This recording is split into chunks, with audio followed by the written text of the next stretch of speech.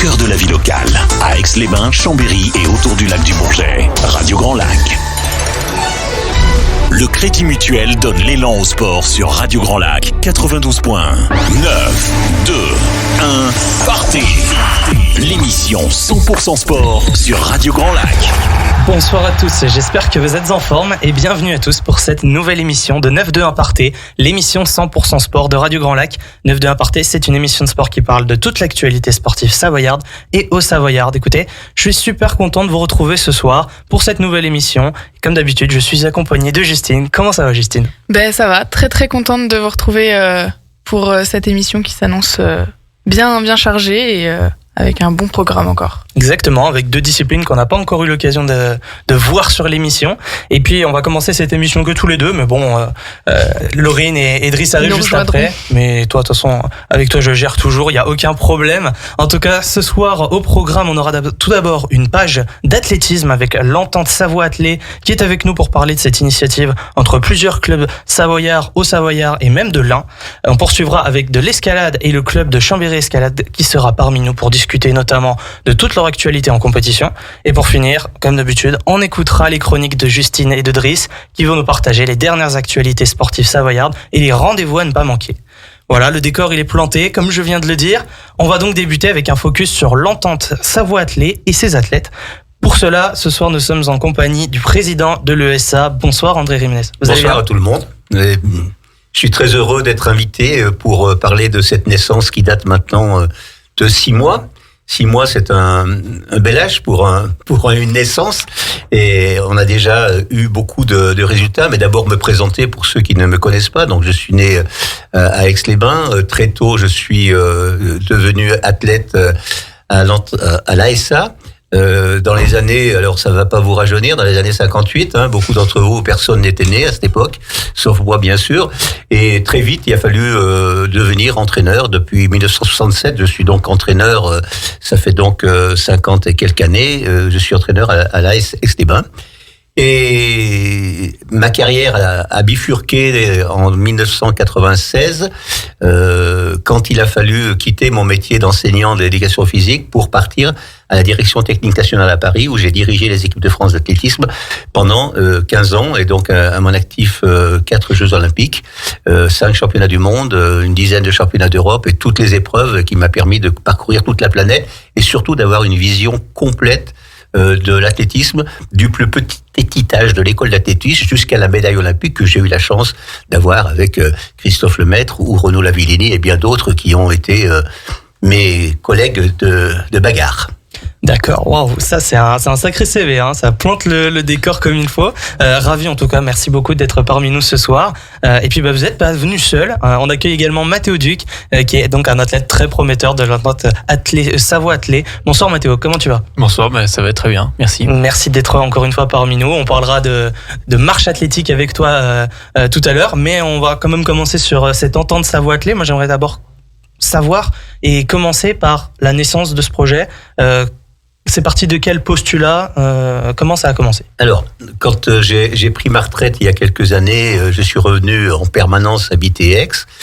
Et puis, j'ai constaté avec mes collègues que tous les clubs, toutes les associations en général, peinaient à recruter, peinaient à être animés, peinaient à renouveler leur cadre, leurs adhérents, et notamment le sport, et d'une place dans les 4 premiers que j'ai connus avec l'AS Aix-les-Bains. Nous étions tous en train de descendre, Annecy aussi.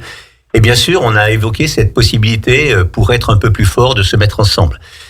Et puis, les 5 présidents de clubs sont venus me trouver pour me dire, il serait peut-être judicieux que tu sois d'abord le président, et ensuite, comme tu sais faire, que tu puisses faciliter cette naissance et la diriger vers les objectifs qu'on a et qui sont multiples.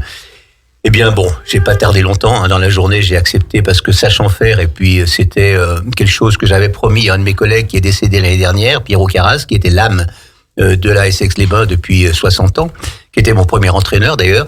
Je lui avais promis, donc j'ai tenu ma promesse, et je sais que de là-haut, il nous regarde, et que ça va être une belle réussite cette entente, parce que elle regroupe bien sûr le club maître de l'AS Aix-les-Bains, mais déjà il y avait des satellites avec l'entente Belay, Culos-Béon, qui étaient des sous-sections locales rattachées à la Aix-les-Bains, et puis la Haute-Tarentaise Athletic Club, d'où est issu Mathéo Duc, qui alimentait, qui vivait dans leur coin, et puis il y a quelques années, ils sont devenus club, toujours associés à la Aix-les-Bains. Puis un jour, Alcy a dit, nous, on veut en être. Ce qui nous fait 1650 licenciés, un des plus gros clubs de la structure, avec bien sûr comme objectif, je vous le cache pas, de remonter très vite dans le top 3 des clubs français.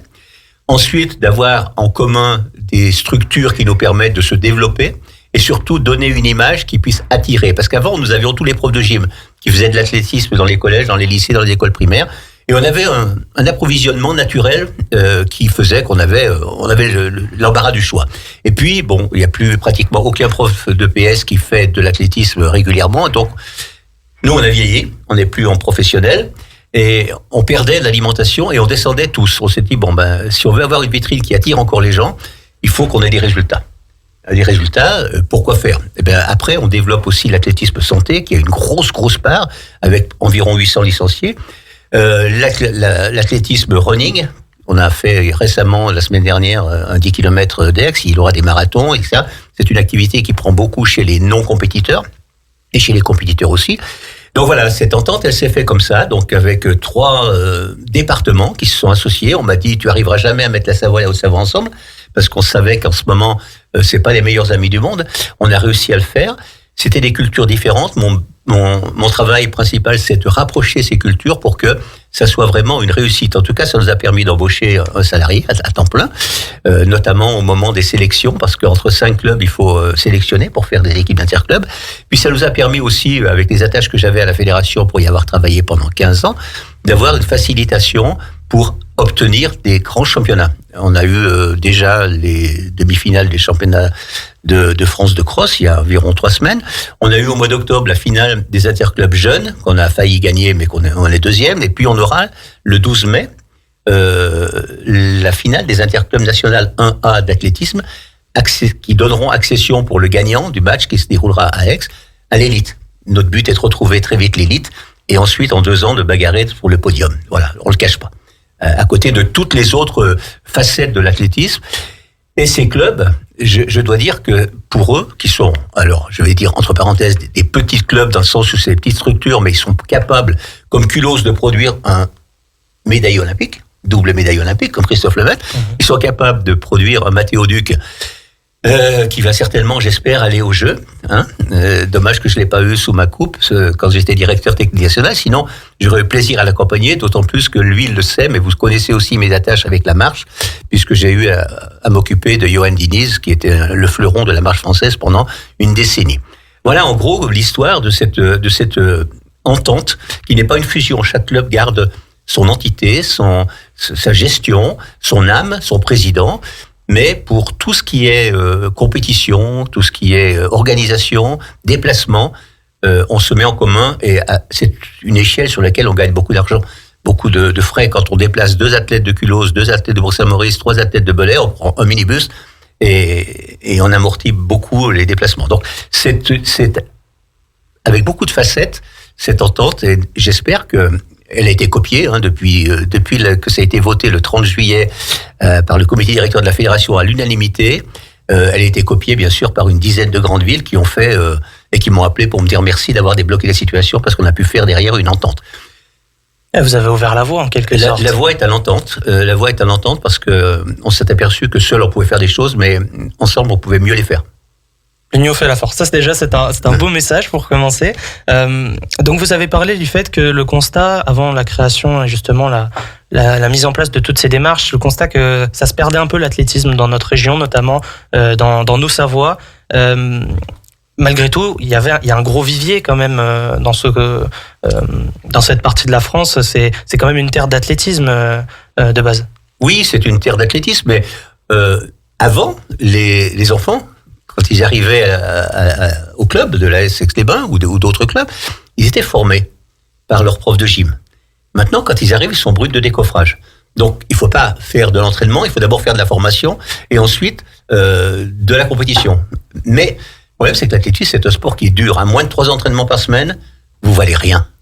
Lui, il en fait 7, je suppose. Je sais, à peu près. Je l'ai pas vu sur le programme. Il en fait 7 entraînements par semaine. Et il arrive à un niveau national et voire international. Donc, qui peut demander actuellement à des familles de miser sur 3 entraînements, 3 soirs par semaine, en délaissant les devoirs, en délaissant... Donc, c'est très difficile. L'athlétisme est un peu plus difficile. On joue au foot, on joue au rugby, on joue au golf. On fait de l'athlétisme. On joue pas à l'athlétisme. J'ai jamais entendu quelqu'un qui a dit que je joue à l'athlétisme. C'est quelque chose de très difficile, mais par contre, c'est très formateur parce que il n'y a pas de problème d'arbitrage. Il y a le respect du public, il y a le respect de l'adversaire. Voilà, j'ai pas connu dans ma longue carrière, 60 ans d'entraînement, de crasse, quoi. Après, il y a le problème du dopage, mais bon, ça, on a toujours préservé. D'ailleurs, quand on voit Christophe Lemaître, qui j'espère reviendra pour les Jeux de Paris, pour avoir une sortie magnifique, le physique qu'il a, on sait qu'il n'a pas pris de produit, quoi. Pour d'autres, je suis moins affirmatif. D'accord, voilà. Ok. Donc, ça fait maintenant ou bientôt 6 mois que l'entente a été créée. Jusqu'à présent, donc de ce que vous nous dites, c'est une grosse réussite. Quels sont vos objectifs à partir de maintenant, que ce soit là, déjà à court terme, donc dans les mois qui viennent, et en plus pour les années à venir, c'est quoi que vous souhaitez mettre en place et pérenniser? Alors nous, déjà, on a un objectif dans 4 semaines, c'est les interclubs qui sont le classement du club au niveau sportif. Ça se fait sur environ 80 athlètes. On aura une équipe 2, on aura une équipe 3. C'est ce que j'ai promis à chaque club dans l'entente, pour que personne qui s'entraîne ne soit laissé sur le carreau le jour des interclubs. C'est la fête. On a de la chance, elle se déroulera à Aix. J'espère que le public à qui je parle aujourd'hui, et merci de venir, répondra nombreux à notre appel et viendra nous soutenir, parce que là aussi, on va plus vite quand on est soutenu, et on lance plus loin, et on court plus vite, et on marche plus vite. Voilà. Donc, c'est l'objectif immédiat. Après, il y aura la saison individuelle qui va arriver, c'est d'avoir le plus possible de qualifiés jeunes et seniors aux différents championnats de France qui arrivent en juin et juillet. Et puis ensuite, on espère qu'on aura 5 à 6 participants aux Jeux Olympiques de Paris. Ça serait un objectif qui n'est pas utopique, parce qu'on a déjà des gens qui sont capables d'y aller. Voilà, je vous ai parlé de Mathéo qui est à la porte, Christophe qui pourrait, parce que je connais sa faculté de revenir comme il le faut au bon moment. On a Alexandre Tavernier qui est issu du club d'Annecy. On a Cynthia qui est le Duc qui est aussi issu du club d'Annecy, qui ont déjà fait des matchs internationaux et des grandes épreuves. Voilà, on a plusieurs cordes à notre arc. On a Manon Trapp qui a fait les minima pour le marathon, mais qui doit courir dans 15 jours à Rotterdam pour en faire un autre, parce qu'elle s'est fait doubler sur les 3 places attributives. Donc, il faut qu'elle se repositionne. Et puis, on a Laure Hoffmann qui est déjà qualifiée. Ça fait 7 ans qu'elle est au club, même si sa nationalité est suisse. Elle est avec nous. Donc, on pourrait avoir jusqu'à 7 qualifiés, ce qui serait exceptionnel pour un baptême de l'entente Savoie-Attelé. Voilà. Exactement, ouais, ce serait un sacré chiffre. Si je me tourne vers toi, Mathéo, simplement pour avoir ton avis, voilà, sur ce projet et le fait d'avoir lancé ça il y a 6 mois, qu'est-ce que toi, en tant que athlète qui est là depuis longtemps, ça a changé et en quoi c'est mieux maintenant? Moi, concrètement, à l'entraînement, ça n'a pas changé grand-chose à proprement parler, mais c'est sûr que, comme l'a dit André, mutualiser les moyens, ça nous permet d'être plus performants sur les interclubs. Et puis après aussi, c'est des moyens qu'on va aller pouvoir chercher nous en tant qu'athlètes pour optimiser aussi nos entraînements. Donc c'est des aides, c'est des structures qui sont plus adaptées à la performance. Donc sur du très court terme, pour l'instant, personnellement, je vois pas encore le gain, mais en tout cas sur le moyen terme, ça va arriver très vite. Ça va être des moyens qui vont être beaucoup plus adaptés pour nous pour faire de la performance. Et après, sur du long terme, c'est, comme l'a dit André, aller chercher des nouveaux jeunes et du coup, créer des nouvelles pépites pour les années futures. Et puis après, ça va partir comme ça. Mais je pense que oui, il y a que des bons points à avoir fait cette entente, parce que voilà, on a mutualisé vraiment plein de moyens. Et moi, quand j'arrivais de Bourg-Saint-Maurice dans une petite structure, c'est vrai que déjà arrivé à Aix-les-Bains, ça nous a aidé à avoir plus de moyens, en fait, tout simplement. Donc, de mutualiser encore d'autres clubs, c'est sûr que ça serait que positif. D'accord, ok. Et en fait, si ça paraît peut-être un peu bête et basique comme question, mais si on revient plutôt à la base de l'athlétisme, il y a quoi comme discipline? Quelles sont toutes les disciplines qui sont pratiquées au sein de l'entente Savoie-Attelé? toutes les disciplines, forcément toutes les disciplines. Mais quand on regarde un Kevin Mayer à la télévision faire un décathlon, on sait qu'il y a des lancers. Bon, lui, il en pratique que 3, mais normalement c'est 4 lancers. On y rajoute le marteau qui ne se fait pas dans le décathlon. Il y a 4 sauts. Il ne fait pas de triple saut, mais les 3 autres sauts sont présents. Et puis après, il y a toutes les courses, vitesse, demi-fond, fond, grand fond. Et puis, chose nouvelle qui apparaît depuis très longtemps, puisqu'on connaît le Paris-Colmar à la marche, mais après la marche athlétique de très haut niveau est venue petit à petit. Elle a été introduite aux interclubs, je crois, en 1992, et donc ça a donné une dimension universelle sur la France, parce qu'avant seuls quelques clubs avaient des marcheurs. Puis en tout cas, ça a cassé la barrière en disant « moi je veux faire de la marche ». Parce qu'avant, celui qui faisait de la marche, on se disait c'est ringard, c'est complètement abscon, c'est une discipline d'ailleurs qui a failli être supprimée. On est passé il y a 2 ans, je crois, du 50 km au 35 km, parce que ça devenait une épreuve, 50 km, ça devenait une épreuve indigeste à la télévision, en direct, et puis les gens souffraient, avaient des images un peu déplorables de gens qui étaient à la dérive sur des routes, donc c'était compliqué, et Matteo a bénéficié de cet abaissement des 50 km en 35 km. Donc toutes les disciplines sont représentées, avec des points forts et des points faibles, parce que en athlétisme, c'est pas un entraîneur ou 2 entraîneurs, comme au rugby ou au foot, c'est une douzaine ou une quinzaine d'entraîneurs. Un entraîneur qui s'occupe du marteau, il peut éventuellement s'occuper du poids ou du disque un peu. Après, il en faut un autre au javelot, il en faut un autre au sprint, en demi-fond, en steeple, etc. Donc, c'est une panoplie d'entraîneurs qu'il faut recruter, former perpétuellement et accompagner. Et surtout, moi, j'ai formé l'entraîneur actuel de Matteo, qui était Olivier Hund. J'entraînais surtout les lancers, moi, et aussi la marche, parce qu'il a fallu s'y coller, que quelqu'un s'y colle. Et c'était l'entraîneur des lancers qui s'est collé à l'entraînement de la marche. Donc j'ai une douzaine d'internationaux jeunes, mais c'est la première fois que je vois au club d'Aix-les-Bains un international senior. Donc je lui souhaite la bienvenue dans ce milieu très fermé, mais qui est une discipline qui relève vraiment de la pugnacité, et vraiment, je tire mon chapeau au gars qui fait un 35 km et qui souffre beaucoup quelquefois. Parce que c'est la seule discipline jugée de l'athlétisme. Vous pouvez arriver au 34e kilomètre et prendre un carton rouge et vous faire sortir. Parce qu'il y a une règle, il y a 2 règles qui sont appliquées. C'est la seule discipline qui n'est pas chronométrée ou mesurée en athlétisme. C'est une discipline qui est chronométrée, certes, mais aussi jugée par une quinzaine de juges qui sont répartis tout le long du parcours et qui vous font pas de cadeau si par hasard vous décollez un pied du sol quand il faut pas le décoller, quoi. Donc c'est compliqué. Entre la marche et la course, il y a une différence fondamentale. Il faut toujours avoir un appui au sol. Donc si vous voulez aller très vite, à un moment vous avez un pas d'appui au sol et le juge vous sort de la piste et vous êtes disqualifié, quoi. Voilà. Donc Matteo, je sais qu'il marche très bien, techniquement très bien.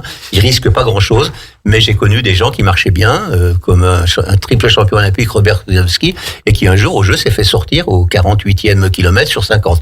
Donc il lui restait 2 kilomètres parce qu'un juge avait décidé qu'il gagnerait pas ce jour-là, parce qu'il y a aussi des erreurs de jugement, comme il y en a au foot ou en arbitrage. Voilà. D'accord, ouais, c'est quand même. Là, du coup, je me tourne un peu vers toi, mais ton sport, il est quand même. Déjà, en termes de performance physique, ça demande énormément. C'est pas quelque chose, comme Hervé a pu le dire, qui est très télévisuellement agréable à regarder, mais c'est pas ça à la limite l'important, entre guillemets. Toi, raconte-nous un peu comment tu vis ton sport. Qu'est-ce qui fait que tu as choisi ça et qu'est-ce qui fait qu'aujourd'hui tu es passionné par la marche athlétique? Ouais, j'avais testé un peu toutes les disciplines à l'époque quand j'étais jeune en athlé, et moi j'avais plus de capacité sur les épreuves de durée, donc cross, demi-fond, et j'ai testé la marche comme ça par hasard en fait. Et ce qui m'a plu, c'est l'aspect justement technique et jugement qu'on retrouve pas du coup en course à pied, et du coup qui rajoute quelque chose en plus. Et moi c'est ce que j'aime bien aussi travailler à l'entraînement, c'est cet aspect technique, essayer de jouer avec les limites aussi physiques mais aussi techniques, et pour aller le plus vite possible tout en restant dans le jugement et en restant propre dans le jugement, quoi. Et donc c'est ça qui m'anime aussi à l'entraînement, et c'est pas simplement de marcher ou de courir le plus vite possible, quoi. D'accord, ok. Si on poursuit un petit peu avec toi et avec la marche athlétique, quelles sont les échéances, toi, qui t'attendent dans les semaines et les mois à venir? On sait que du coup tu ambitionnes de faire partie dans quelques mois de Paris 2024 et de prendre part au JO. Qu'est-ce que ça va nécessiter et qu'est-ce qu'il va falloir faire pour atteindre cet objectif? Alors là, déjà, j'attends les sélections officielles pour les championnats du monde par équipe du 21 avril. Donc on devrait le savoir d'ici fin de semaine, début de semaine prochaine. Donc là, moi, je devrais pouvoir me diriger vers le nouveau format en relais mixte sur marathon. Donc il y a plus de 35 km pour les Jeux de Paris, mais c'est un format relais mixte, donc par 2. Donc j'espère pouvoir faire partie d'une des équipes sur ce format-là. Et puis après, je vais avoir les interclubs à Aix-les-Bains.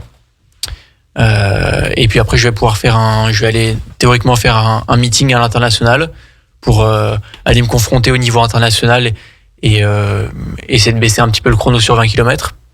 D'accord. Et puis après, on verra en fonction de la saison comment ça se profile, si il y a Jeux Olympiques ou pas. Et en fonction de ça, j'irai faire, en tous les cas, les Championnats de France en juin. Et puis après, les JO en août, si tout se passe bien.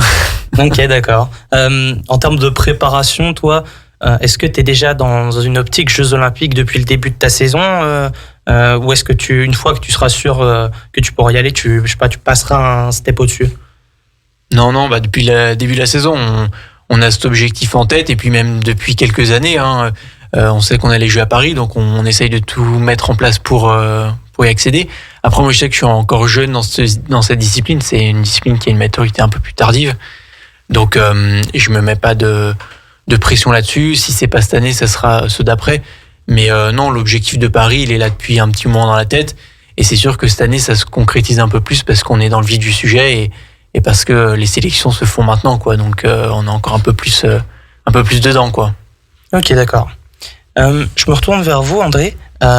Pour ce qui est, encore une fois, de la gestion et de l'organisation des clubs pour eux-mêmes, qu'on refasse bien la distinction sur ce que joue et ce sur quoi se fixe l'entente et ce qui est laissé, par exemple, au club en termes d'organisation, c'est quoi exactement ? Alors la gestion quotidienne du club, elle reste à peu près la même, sauf que pour des disciplines qui seraient en panne dans certains clubs, parce qu'il n'y a pas d'entraîneur, parce qu'il n'y a pas de culture, parce qu'il n'y a pas de tradition, il y a des échanges qui se font entre entraîneurs, et puis ensuite la confrontation entre les entraîneurs des clubs sur des séances d'entraînement ou sur des compétitions fait qu'il y a une formation. Il y en a qui sont plus en avance que d'autres. Il y en a d'autres comme Olivier, l'entraîneur de Matteo, à qui j'ai fait donner l'accès aux compétitions internationales quand j'étais aux manettes pour qu'il puisse encadrer. Donc, il a bonifié son expérience, il a bonifié ses connaissances. Et je pense que c'est un échange entre les clubs. Alors après, chacun garde sa gestion, chacun garde sa comptabilité, ses organisations propres. Par exemple, Annecy garde son marathon. Nous gardons nos 10 km qui se sont passés formidablement bien il y a environ une semaine. Et puis, on a des gens qui frappent à la porte, bien sûr, vous en doutez. Le succès amène le succès. Et un club comme Albi, où nous intervenions déjà pour développer, où il y a un maire qui est très athlétisme, qui a construit un petit stade de 250 mètres et un formidable gymnase à côté du collège. Donc eux, ils sont partants. Et je pense que la semaine prochaine, nous créerons un club à Albi-sur-Chéran, où il y aura 150 à 200 licenciés qui vont abonder. Et on est sûr que dans les campagnes, qui sont pas en milieu urbain, il y a encore des talents comme Christophe Lemaitre qu'on pourra détecter, qui sont des brutes de décoffrage, et qu'on va arriver à former un peu plus vite que ceux qui sont en milieu urbain, où il faut d'abord faire une éducation avant de faire un entraînement. Donc voilà. Et puis du côté d'Entrelacs, Albin, ça bouge aussi. Il y a des gens qui diraient mais pourquoi on ferait pas une animation sur le territoire au lieu de tous venir à Aix le mardi soir ou le jeudi soir, ce qui écologiquement a du sens, quoi. Il est plus facile de déplacer un entraîneur ou un animateur sur une ville, un petit bourg ou une petite ville comme Albin, que déplacer une trentaine de gens qui viennent tous en voiture à Albin. Pourquoi pas Chambéry, on m'a demandé. Peut-être que vous m'auriez demandé si j'étais pas aussi bavard, mais Chambéry, personne doit venir contraint et forcé. Les gens viendront parce que ils y verront un intérêt. Ils verront un intérêt pour accéder à des compétitions de très très haut niveau. Et les interclubs vont être quelque chose de très haut niveau. Quand on sera monté en élite, on va rencontrer tous les meilleurs Français. C'est-à-dire que pour certains athlètes, jamais plus ils auront l'occasion de se confronter à un Renaud Lavillenie ou quelqu'un. Renaud Lavillenie sera à Aix-les-Bains et voilà, et n'importe quel perchiste d'Aix qui sera dans l'équipe sera confronté. Donc moi, ce que je retiens, c'est qu'on peut sur place, comme on l'a fait avec Christophe, on sait faire, de l'école d'athlétisme ou du baby athlète de 5 ans jusqu'à la médaille olympique, on sait faire. L'athlète n'a pas à changer de structure.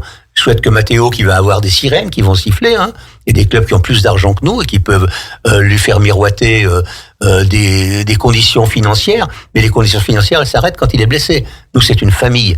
Matteo, il appartiendra toujours à la famille de l'ASA. Et je souhaite qu'il y reste. On est capable de l'accompagner jusqu'à la médaille olympique, comme on l'a fait déjà avec Christophe et d'autres. Voilà. Ok, d'accord. Donc c'est vraiment, il se passe quelque chose localement en fait depuis. Il y a une stimulation, une émulation locale pour toutes ces villes qui gravitent autour des grands pôles d'athlétisme comme Annecy, Aix-les-Bains et d'autres.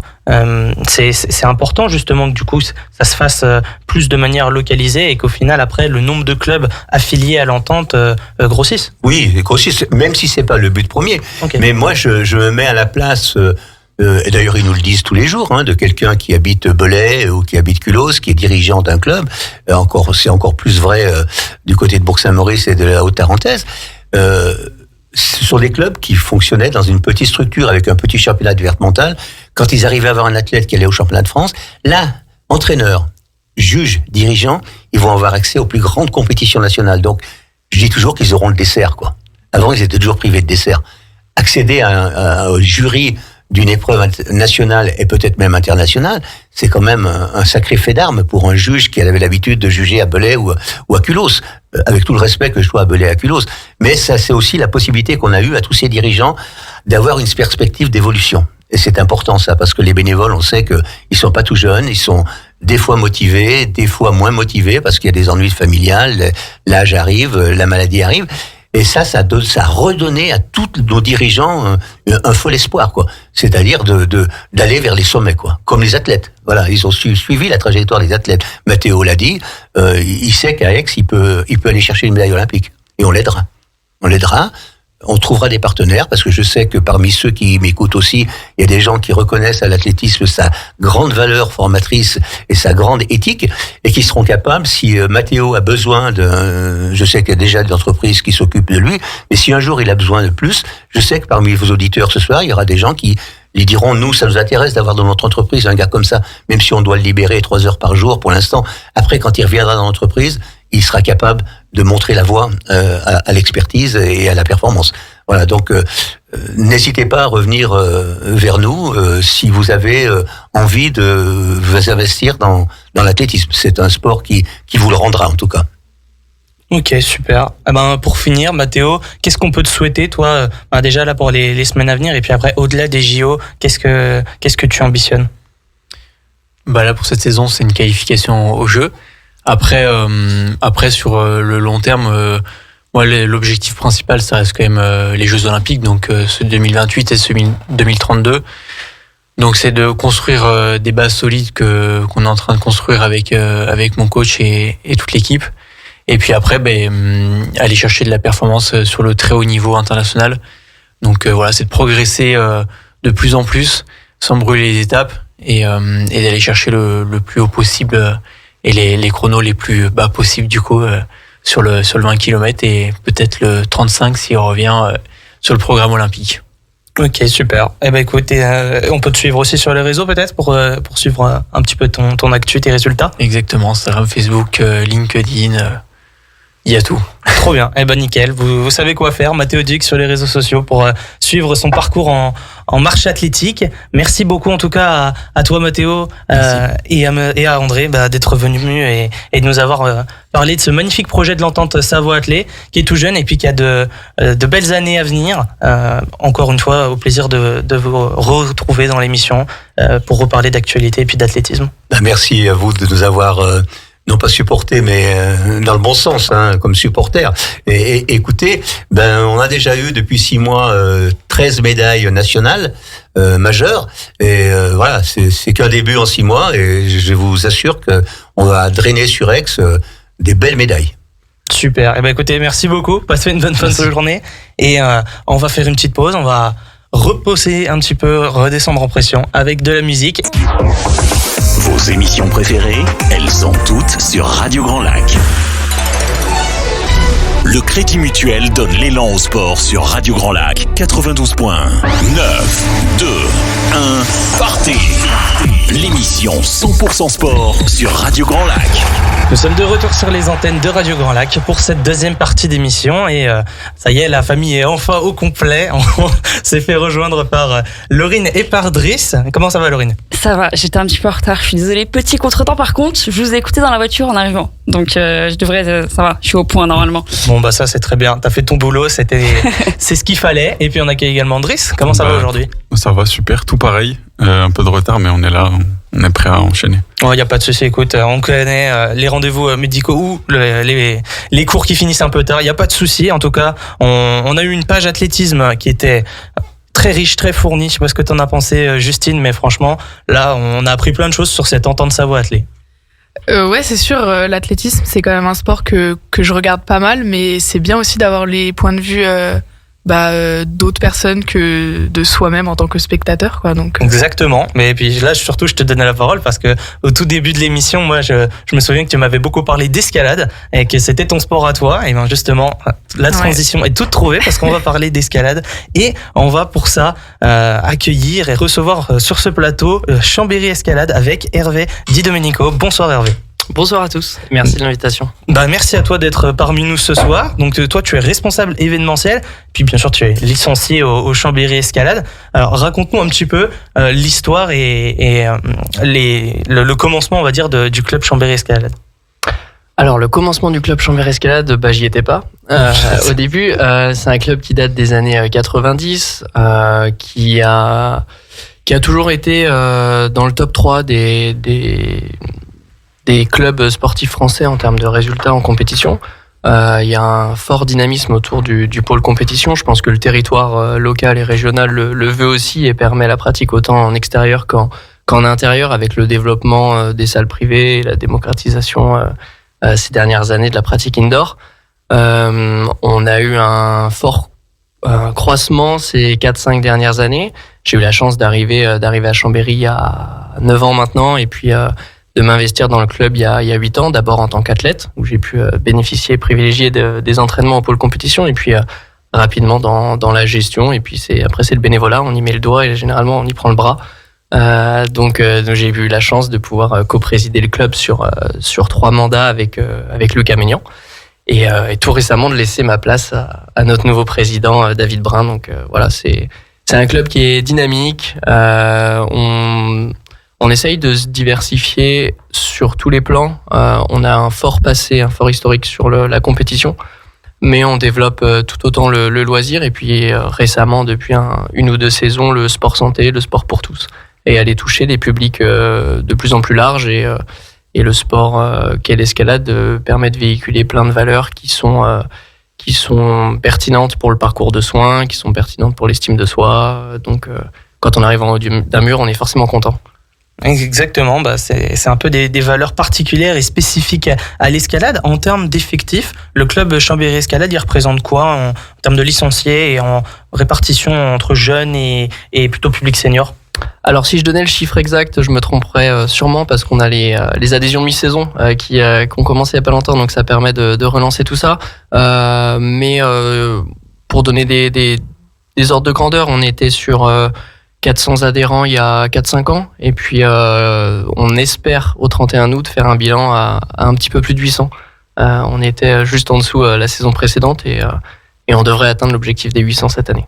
Ok, d'accord, donc c'est vraiment, là vous faites un grand pas en avant sur ces 5 dernières années. Il y a un engouement qui est certain et qui a pris, notamment pour l'escalade indoor, tu nous disais. Qu'est-ce qui fait selon toi que ça monte comme ça, cette pratique, et ça suscite l'envie et l'intérêt du public ?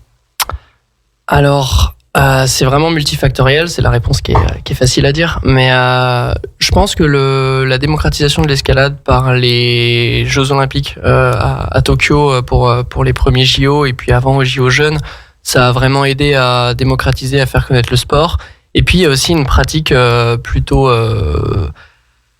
une pratique de ville, où on a pu de plus en plus de salles d'escalade privées se sont installées dans la capitale, dans les métropoles, et puis maintenant un peu partout. Je pense que ça aide énormément. Il y a aussi un côté social de la pratique, notamment du bloc. Donc en escalade, on a 3 disciplines: le bloc, la vitesse et puis ce qu'on appelle la difficulté, qui est en fait la grimpe avec une corde, donc la voie. La pratique du bloc permet ce côté social où on est plus sur le tapis parfois à parler avec les collègues qu'à réellement grimper, et on va dire la séance tupperware comme on l'appelle, mais la pratique du bloc, les salles privées avec un mix musculation et salles de bloc ont vraiment permis de démocratiser ça. Il suffit d'y mettre un sauna et puis les gens ils y vont, chacun fait sa pratique et une séance de sauna à la fin. Donc je pense que ça nous a vraiment aidé, cet engouement plutôt sur le modèle de l'entreprise, avec des salles privées qui ont poussé un peu partout sur le territoire. Ok. Et pour ce qui est de la pratique extérieure, est-ce qu'il y a toujours, en termes de nombre d'adhérents et de personnes qui en font, ça reste toujours une part importante, ou il y a, comment est-ce que c'est un petit peu en termes de dynamique pour la pratique à l'extérieur? Alors ça reste une part importante de l'escalade au sein de notre fédération et puis au sein de notre club également. Alors forcément on est sur le territoire, il y a des falaises partout, donc la demande est importante chez nous. Mais même dans les territoires qui sont moins montagneux, il y a une demande qui est croissante et il continue d'y avoir de plus en plus de falaises qui sont équipées, rééquipées. Il y a eu un gros dossier que la fédération a géré de déconventionnement des falaises d'un point de vue légal et assurance, qui a pas freiné la pratique de l'escalade outdoor. C'est vraiment deux pratiques différentes et totalement complémentaires. On y a des sensations communes, mais aussi complexes et complémentaires. Donc là-dessus, je pense pas que en absolu, je pense pas que le nombre de pratiquants en extérieur ait diminué. Au contraire, parce que plus il y a de personnes qui pratiquent en intérieur, plus il y a de personnes qui ont envie d'aller essayer en extérieur. Par contre, peut-être qu'en pourcentage de nos licenciés, on a un pourcentage qui a diminué vu en relatif, puisqu'on a eu un fort accroissement de personnes qui pratiquent seulement en indoor. Ok. Et vous le gérez comment justement cet afflux de personnes et cette augmentation de l'effectif sur ces dernières années? Vos salles, elles restent malgré tout praticables, elles sont pas trop bondées de monde? Alors c'est des problématiques auxquelles on a dû faire face effectivement récemment, ne serait-ce que sur les encadrants, les moniteurs qu'on peut avoir. On est passé de 3 équivalents temps plein à 6 avec 8 salariés pour remplir tout ça. Donc c'est sûr que ça a grandi très vite et fortement. On a pu aussi avancer sur des dossiers de construction de murs complémentaires. On a la chance aussi dans le bassin chambérien de pouvoir utiliser différents gymnases. Il y a des gymnases d'escalade dans toutes les communes de Chambéry Métropole et tous les alentours. Donc là-dessus, ça permet d'avoir de plus en plus de créneaux et donc de multiplier les cours en parallèle dans différents gymnases. Donc plus de moniteurs et plus de cours parce qu'on sature les mercredis, les samedis et tous les soirs. Donc on y a fait face du mieux qu'on pouvait comme ça, on va dire, je pense. D'accord. Si on se tourne vers la compétition, vers quels échelons de compétition vos athlètes à Chambéry Escalade se produisent actuellement?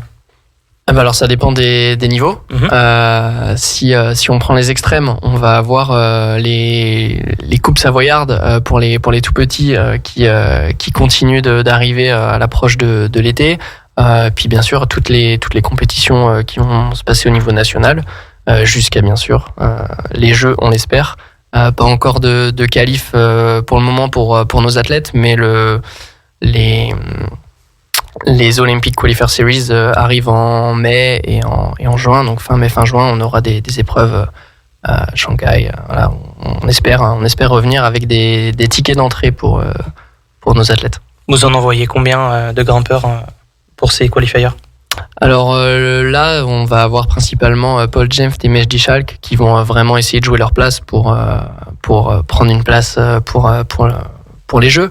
Après, on sait aussi que sur 28, on en aura plus. On a déjà des athlètes, alors je pense à Naïli Ménian, mais on a déjà des athlètes qui sont dans la préparation de Los Angeles pour 2028.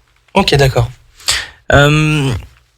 Justement, voilà, on a un petit peu abordé cet aspect de différents groupes que vous proposez à Chambéry. C'est réparti comment et comment ça s'organise concrètement pour ceux qui font de la compétition au sein du club?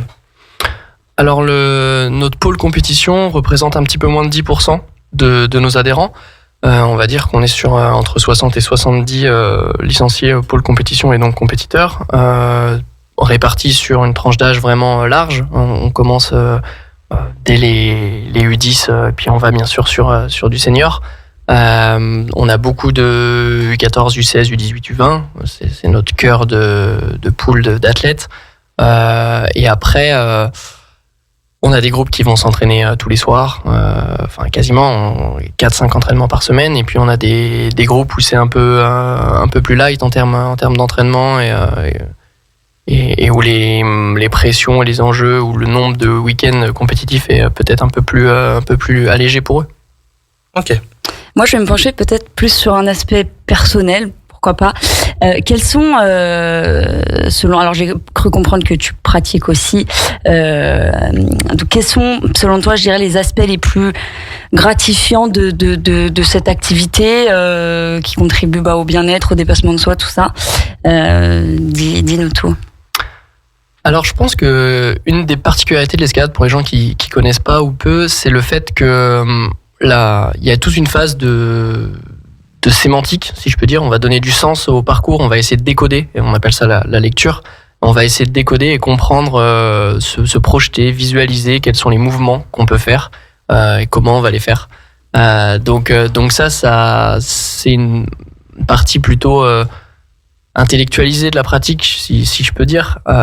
Et puis sur la pratique en elle-même, faire mouvement après mouvement, décoder, comprendre, aller toujours une prise plus loin et s'approcher de la fin du bloc ou de la fin de la voie, c'est gratifiant parce que c'est simple, c'est un move de plus que l'essai d'avant, c'est un niveau de plus que le mois dernier. Donc en fait, c'est ça qui fait que c'est très facilement quantifiable et observable au sein de sa progression.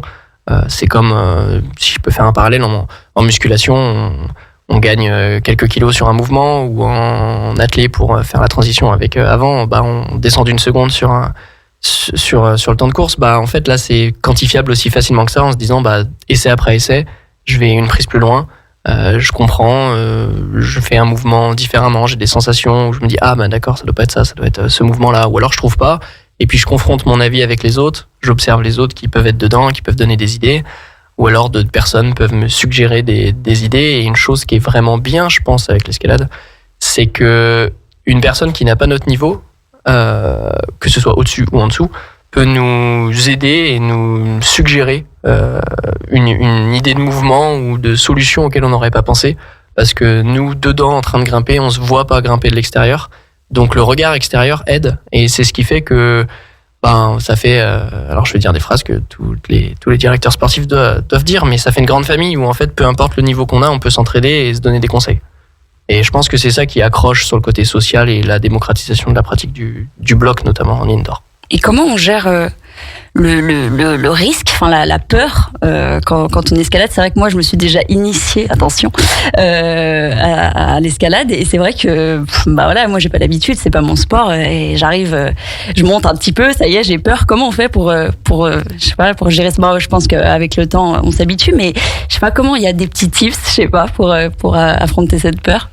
Alors ça s'appréhende et ça se travaille. Il y a peut-être 20-30 ans, on parlait des écoles de vol. Alors Dieu merci, on en est un peu sorti, mais on faisait faire des chutes, ou on imposait des chutes de plus en plus hautes pour apprendre à se réceptionner. Je peux pas persuader personnellement que ce soit la bonne stratégie, mais ne serait-ce que en judo, pour apprendre à tomber, on apprend à rouler. En escalade de bloc, pour apprendre à tomber, on apprend aussi à se réceptionner et à transférer la chute et l'énergie qu'on a pour pas se tasser et fléchir en faisant une roulade ou en rotation, ou alors en amortissant d'une manière ou d'une autre.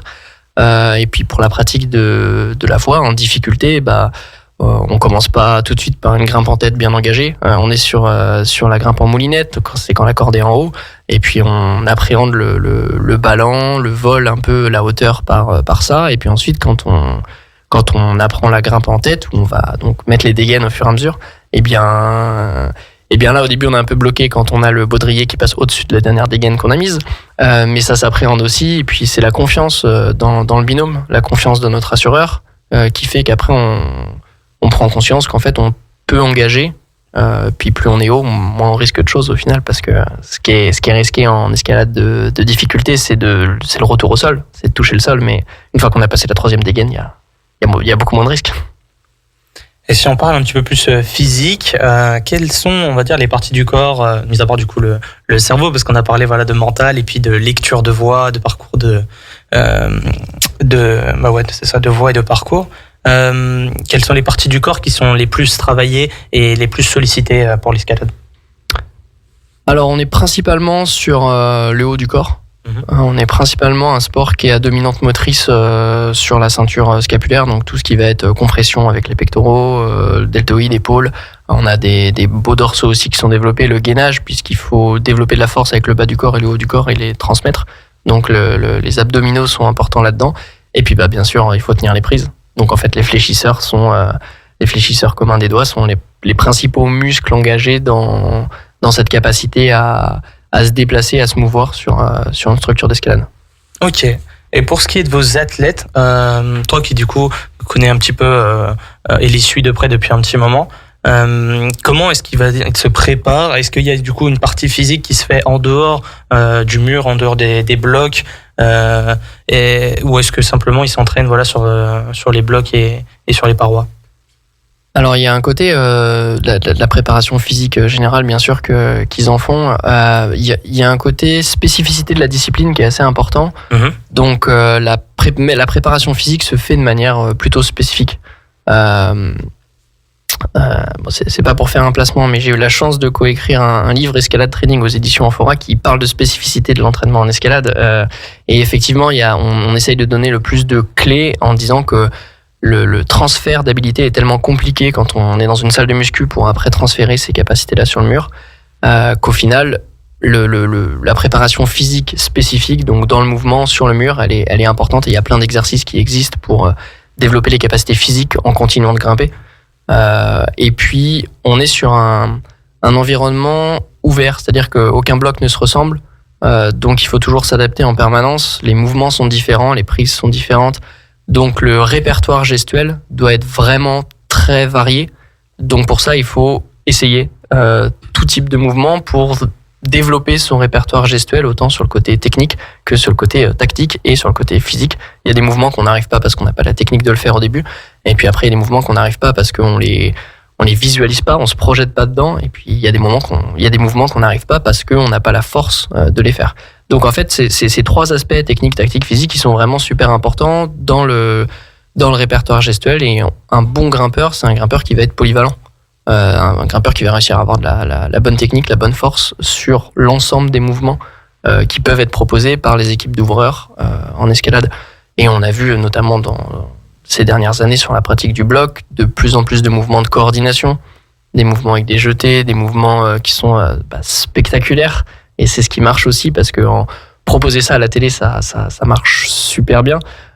C'est impressionnant de voir des personnes qui se jettent d'une prise à l'autre quand on connaît pas la discipline, c'est ce qu'on voit. Donc c'est ce côté spectacle et ce côté coordination qui fait que le mouvement devient aléatoire et imprévisible, parce qu'on n'est plus dans une grimpe statique, mais on est dans une grimpe dynamique. Donc il faut un répertoire gestuel bien varié pour que notre coordination puisse s'adapter à tout type de mouvement qui va être imposé par le style d'ouverture. Ok, donc c'est le sport aussi en lui-même qui évolue avec les années, et la pratique en elle-même se fait pas de la même façon, en tout cas aujourd'hui, par rapport à, il peut y avoir, je sais pas moi, une dizaine ou une vingtaine d'années, c'est ça? Ouais, c'est ça. On a toujours des grimpes qu'on va dire old school. On a toujours des grimpes plutôt statiques avec des petites prises, avec des prises à serrer, des mouvements très physiques, statiques. Mais on a aussi de plus en plus de grosses prises, de mouvements aléatoires qui sont imposés par des prises qu'on ne tient pas. La prise, on la tient pas en soi, mais dans le mouvement, on va s'en aider pour atteindre la suivante. Donc des mouvements de coordination où il faut être explosif le plus possible en arrivant sur une prise qui n'est pas au final la prise d'arrivée, parce que celle-là on peut pas la tenir, mais c'est une prise intermédiaire qui nous permet d'atteindre la prise d'arrivée. Ok. Eh ben écoute, pour finir, moi j'aimerais un petit peu savoir quels sont les projets et les objectifs pour le Chambéry Escalade. je dis un peu tout le temps ça, mais pour les mois à venir et pour les années un petit peu plus long terme, qu'est-ce qui est prévu un petit peu du côté de Chambéry? Alors, on va dire à plus court terme, ce qui est prévu, ça va être de continuer à développer la structure, le club, développer aussi l'une des salles dont on est utilisateur, la salle d'Ambroise Croizat, où on espère pouvoir finir les travaux et récupérer une pleine utilisation de la salle avec des murs qui sont encore en finalisation. Donc ça permettrait de développer encore plus le nombre de personnes qu'on peut accueillir sur chaque créneau, dans chaque cours, mettre plus de cours en parallèle parce que malheureusement on a une liste d'attente de personnes qui aimeraient pratiquer et être adhérents, et puis on n'a plus forcément de créneaux de moniteurs disponibles. Et puis à plus long terme, on a des projets de nouvelles structures, bien sûr. On a une très très belle structure de bloc, l'une des plus belles de France ici à Chambéry. On a une chance, mais peut-être qu'un jour on aura l'une des plus belles structures de difficulté, donc de voie, voire de difficulté et vitesse pour pouvoir accueillir après des compétitions en combiné. Et en termes de compétition, ça fait une dizaine d'années qu'on fait des Coupes de France. On a eu la chance il y a 2 ans d'avoir un dossier accepté pour une Coupe d'Europe et de faire notre première Coupe d'Europe jeune, puis après Coupe d'Europe senior.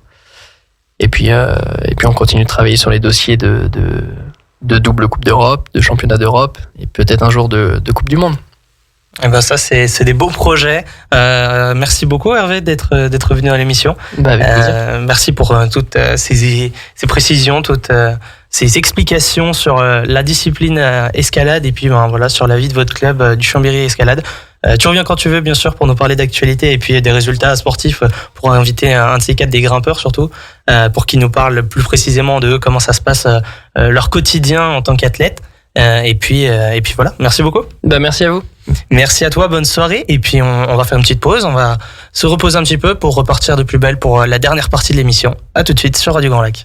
Le Crédit Mutuel donne l'élan au sport sur Radio Grand Lac 92.9. 9, 2, 1, partez. L'émission 100% sport sur Radio Grand Lac. De retour sur Radio Grand Lac pour la fin de cette émission 9-2-1 partez. On vient de terminer avec Hervé pour cette page escalade et donc on a accueilli le Chambéry Escalade pour parler de compétition et de toute leur actualité, notamment que le club fonctionne très bien, grimpe en grande vitesse en termes de nombre d'adhérents, donc c'est que du bonus, c'est vraiment un beau club qui a de l'avenir. Je sais pas ce que t'en as pensé Laurine, mais pour le coup là ça fonctionne, ça marche comme sur des roulettes. J'ai trouvé Hervé très très passionnant dans son discours et je rebondis, c'est ce qui fait un petit peu l'ADN, j'allais dire, de l'émission, c'est qu'on reçoit toujours des invités qui sont plus passionnants les uns que les autres et franchement j'ai beaucoup aimé. Très pertinent, expert en fait de sa discipline. Donc franchement, ça fait plaisir de voir quelqu'un d'aussi calé que lui et c'était un plaisir de le recevoir en tout cas. On va passer maintenant à cette dernière partie d'émission, les chroniques de Justine et Driss. Et puis on va commencer avec toi Justine. Tu voulais nous parler tout d'abord du championnat du monde de paranatation. Qu'est-ce que c'est exactement? Dis-nous tout. Oui, ça s'est passé ce week-end en Turquie. Et Marie Graftio, qui était venue l'année dernière, a non pas fait une, mais plusieurs magnifiques performances. Elle repart avec 3 médailles d'or pour le 200 mètres brasse, 100 mètres et 200 mètres papillon. Et elle devient donc championne du monde dans ces 3 disciplines. Et elle repart aussi avec des médailles d'argent en relais mixte 4 x 100 mètres 4 nages et en relais mixte 4 x 100 mètres nage libre. Notre Aixoise a aussi annoncé être porteuse de la flamme paralympique cet été.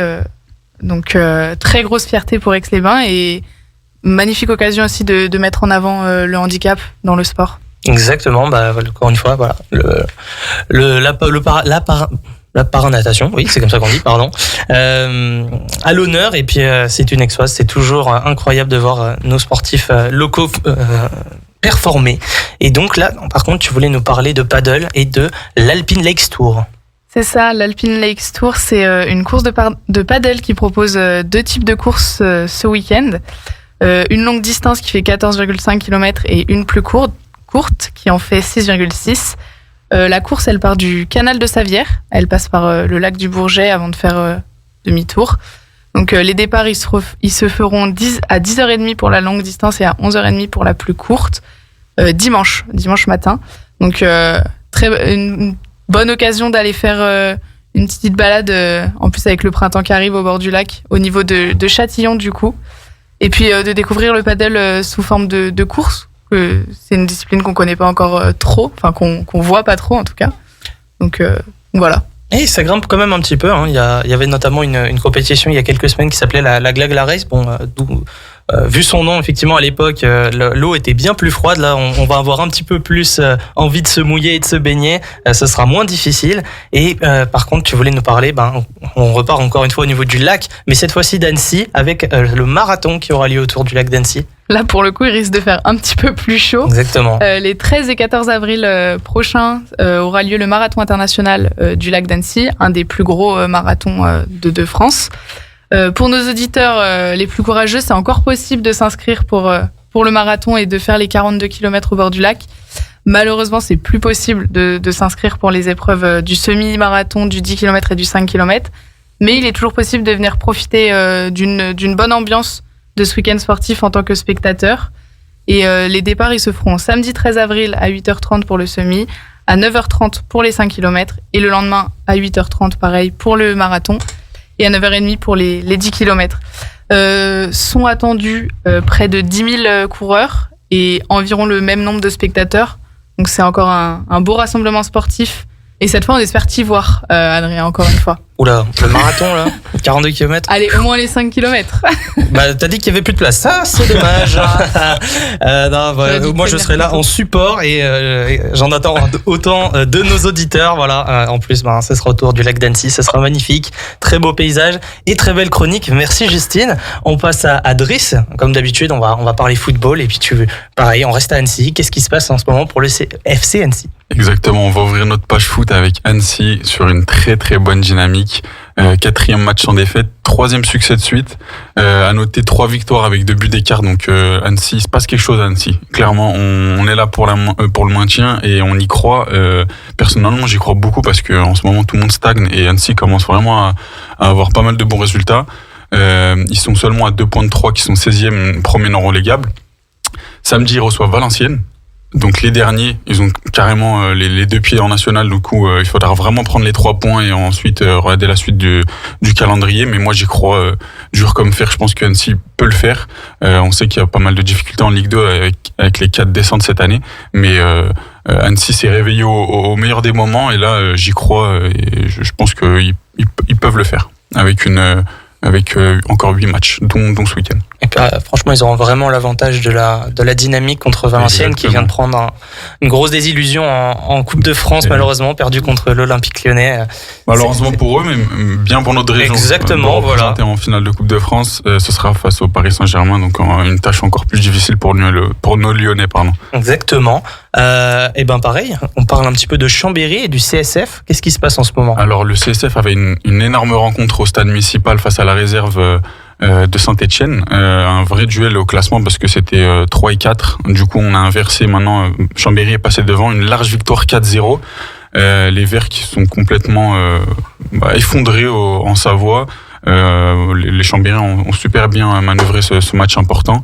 Ils ont plus que 6 matchs, donc on peut espérer une belle fin de saison et puis finaliser cette saison qui a été remplie de bonnes choses. On pense notamment au parcours en Coupe de France comme l'année dernière, donc c'est plutôt cool pour le CSF. Maintenant, il s'agira de bien finir et de préparer déjà l'année prochaine. Exactement, et voilà. Un petit mot pour terminer la page foot sur Aix-les-Bains, comment ça se passe? La victoire qui donne de l'espoir pour nos Aixois dans le derby contre Cluse, 5-3, une seconde période bien maîtrisée, 2 buts dès l'entrée de la seconde période, ce qui a mis notre équipe d'Aix sur les bons rails, une victoire importante qui les sort de la zone rouge.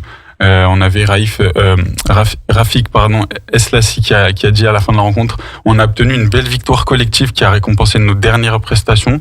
Félicitations au groupe, il faut garder cet état d'esprit sur nos 5 dernières finales. Donc même lui a le bon discours. Au final, il va falloir jouer ces derniers matchs comme des finales pour se maintenir et relancer la machine l'année prochaine en R1. Exactement, c'est qu'une histoire d'état d'esprit après tout. Et s'ils ont le bon, ils peuvent aller au bout et on va pousser derrière eux. On est avec nos exploits. Je pense que individuellement, Aix est capable de le faire. Et je pense que c'est plus une préparation qui doit être un peu mieux faite pour que l'équipe marche de l'avant.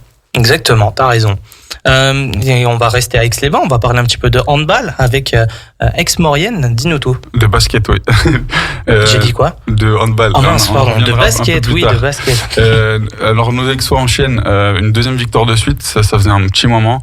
Le déplacement à Pau était victorieux en prolongation, plus 3, 94-91.